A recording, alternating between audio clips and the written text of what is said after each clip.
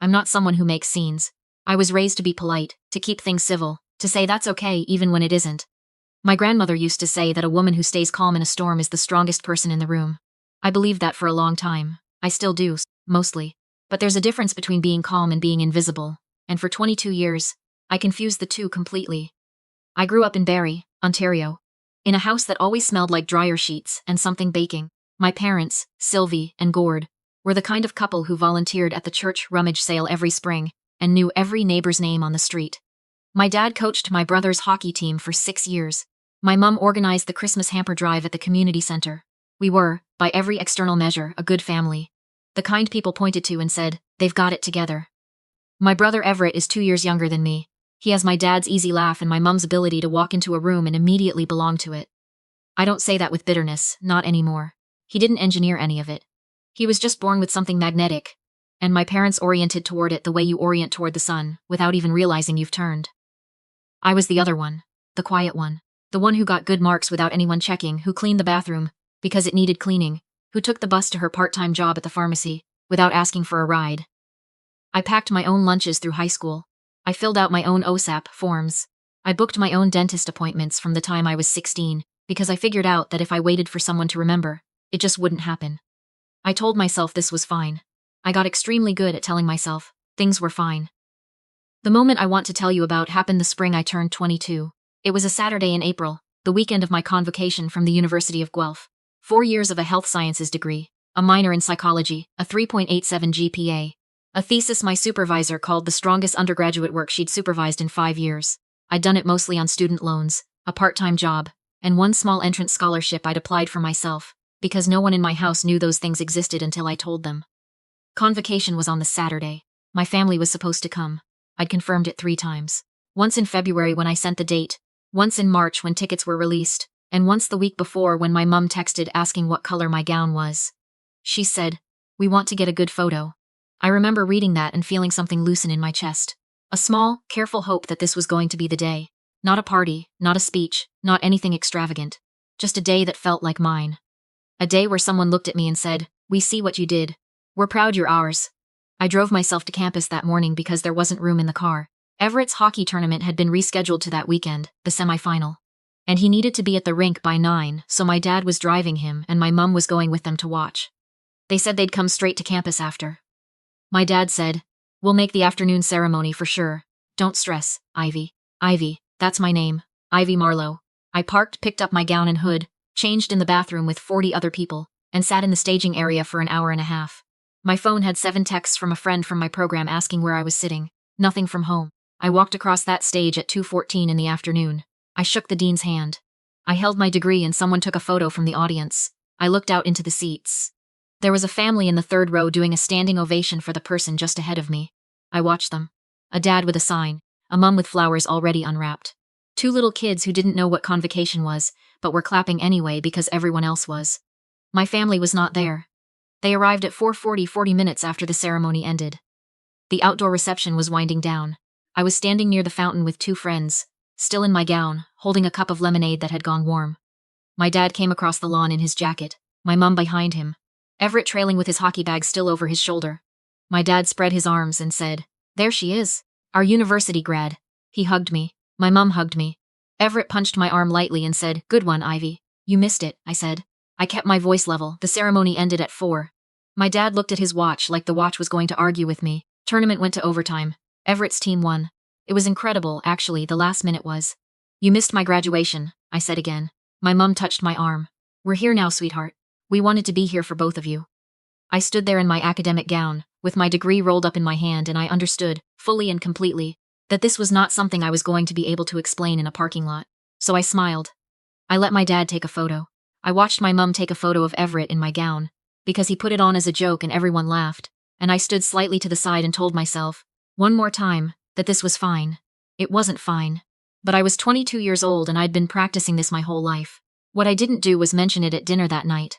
We went to Boston Pizza because it was Everett's pick since the team was celebrating. I ate my pasta.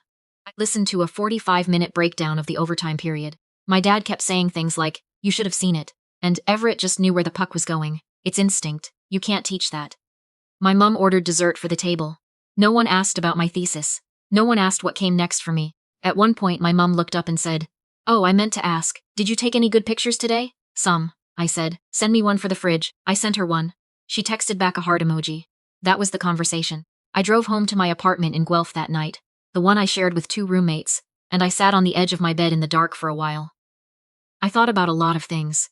I thought about the 4 years I'd been doing this degree, taking the bus to the library at 7 a.m. before my shifts, applying for every small bursary I could find, eating a lot of rice and frozen vegetables because the grocery budget was what it was. I thought about calling home when I got my thesis grade and hearing my dad say, "Oh, that's great, honey," and then asking if I'd watched the Leafs game. I thought about the fact that no one in my family knew the name of my thesis supervisor, or what my minor was, or that I'd been invited to consider a graduate program in Toronto. And then I thought, I'm done waiting for people to show up for me. I didn't do anything drastic that night. I was practical. I had $3,200 in my checking account, a good reference from my pharmacist supervisor, and an email sitting in my drafts to a research coordinator position at a hospital in Ottawa that I hadn't sent yet because I kept thinking maybe I'd move back closer to home. I sent the email. I got the job 6 weeks later. I found a 1-bedroom apartment near the Rideau Canal on a budget that was tight but manageable. I gave notice at the pharmacy, packed my car in 2 trips, and moved to Ottawa on a Tuesday in July. I told my parents 2 weeks before. My mum said, "That's quite far." My dad said, "Ottawa's expensive." Neither of them asked about the job. Neither of them asked what I'd be doing. I didn't tell them I was sad about that. I'd learned a long time ago that saying, "This hurts me," and my family had a particular shape to it. My mum would get watery and say she did her best. My dad would go quiet for a day, and then come back like the conversation hadn't happened. And somehow I'd end up being the one, managing everyone's feelings about my feelings, which was exhausting in a way I didn't have words for until I was much older. So I moved. I got settled. I started the job, which was genuinely good work, meaningful in a way I hadn't expected, tracking health outcomes for a longitudinal study on chronic illness in rural communities. My supervisor, Dr. O.C., was the kind of person who actually read what you wrote and gave feedback that assumed you were capable of using it. The first time she said, "This analysis is really solid, Ivy." I'm impressed. I had to look at my computer screen for a few seconds because I didn't know what to do with that. I'd spent so long being the person no one noticed that someone noticing felt almost alarming. My parents and I were in a kind of low-grade contact. My mum texted on Sundays. My dad called on my birthday and at Christmas. Everett was playing Junior A by then, and there was a lot of talk about his prospects, whether he'd be drafted, what it would mean for the family. I listened. I asked questions. I did not say, "And here is what is happening with me." I think I was waiting for them to ask first, and when they didn't, I just stopped offering.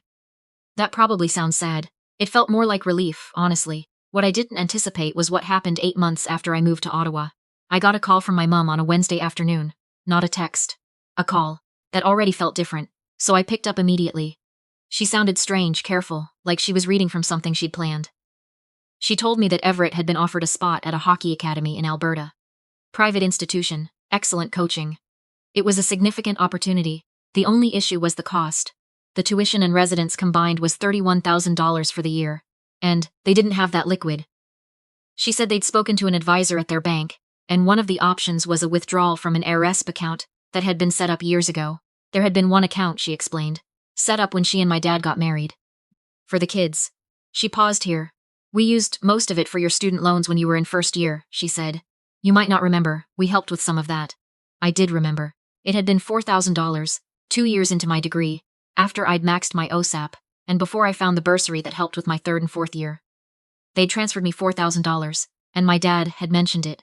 Gently, twice, as an example of how they'd supported me. "There's still about $8,000 in there," my mum said. "Your dad and I feel like, given that we did contribute to your education, it would be fair if we used the remainder for Everett's opportunity. We just wanted to tell you rather than surprise you." I sat very still at my kitchen table. "You're asking for my permission," I said. "Not exactly," she said. "We're telling you. We wanted to be transparent.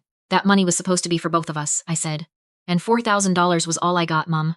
I paid for the rest myself. Ivy, we supported you in lots of ways. Name one." Silence. "This isn't about comparison," she said finally. "Everett has a real opportunity here. These don't come twice."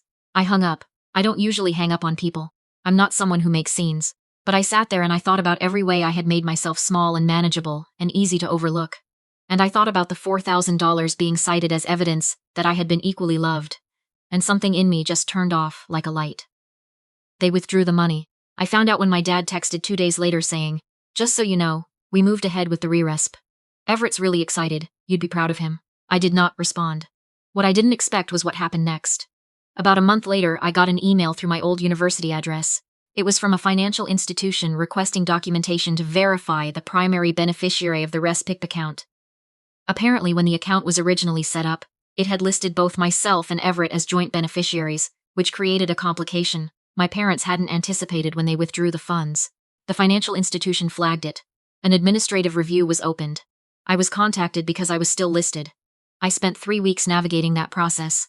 I want to be honest. Part of me thought about letting it go. Part of me thought, it's $8,000. It's already gone, what is the point of this? But then I thought about my mother's voice on the phone. Very calm, very prepared, saying, we just wanted to be transparent. And I thought about every report card I'd brought home that nobody put on the fridge. And I thought about standing in my convocation gown, watching my brother wear it as a joke. And I submitted the documentation. The review concluded that my parents had not followed the proper procedure for disbursement from a joint beneficiary account. The outcome wasn't dramatic. I wasn't awarded anything retroactively. But there was a formal finding, and my parents had to repay the financial institution a penalty and reopen the account in Everett's name alone, which required a process that apparently cost them more in legal fees than the original amount. I didn't do it to punish them. I want to be clear about that, even now. I did it because I spent 22 years accepting the shape of things, as though that was just the shape, and I was tired. They found out I'd submitted documentation. My dad called and said I had done something unforgivable. He said I'd embarrassed the family. He said he didn't raise me to be vindictive. I said he hadn't raised me to be invisible either, and I got off the phone. I didn't talk about any of it for a long time. I processed it the way I'd processed most things, alone, carefully, over a long period. I wrote things down in a journal I kept on my laptop. I saw a therapist at the community health center near my apartment, a woman named Claudette, who had a very dry sense of humor and asked questions that rearranged the furniture in my brain. She was the first person who used the word parentification in front of me and then watched my face while it landed. That was a significant conversation. I started writing about my experience online the following winter. Not a blog exactly, more of a newsletter, on a free platform, irregular entries. I wrote about growing up in a house where love was available but unequal. About learning to move through the world with low expectations of being seen. About what happens to a person who spends their childhood making themselves easier to overlook. About what it cost me and what it taught me, which are not always the same list. Within 4 months, over 50,000 people had subscribed. A lot of them were Canadian women, as it turned out. Women who recognized the particular dynamic of being the responsible one. The easy one, the one who didn't need as much. Women who had done their own OSAP applications, their own scholarship searches, their own dentist appointments. While someone else in the family was the project. Women who had smiled at their siblings' hockey games and eaten the pasta and said, "That's okay, one time too many." I answered every email I could. Some of them were long, some of them were just. I thought I was the only one. "You're not," I kept writing back. "You are not." My parents found out about the newsletter. My aunt texted me a screenshot of a Facebook post from my mum that said, "It's easy to be a writer when you only share your version." I read that for a while. My first instinct was to respond. I had a lot to say. But I thought about what I actually wanted, which wasn't to be right. It was to be at peace. And those aren't the same thing at all. So I didn't respond. Everett called me out of nowhere about 3 months after that.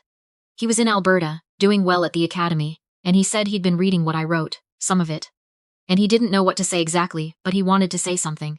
He said he always knew things hadn't been the same for both of us. He said he'd been trying to figure out how to bring that up for years and he never knew how. I said, "You don't have to apologize for being loved." He said, "I know, but I'm still sorry." We talked for almost 2 hours. It was the longest conversation we'd ever had, and it was the first one I didn't spend half of managing.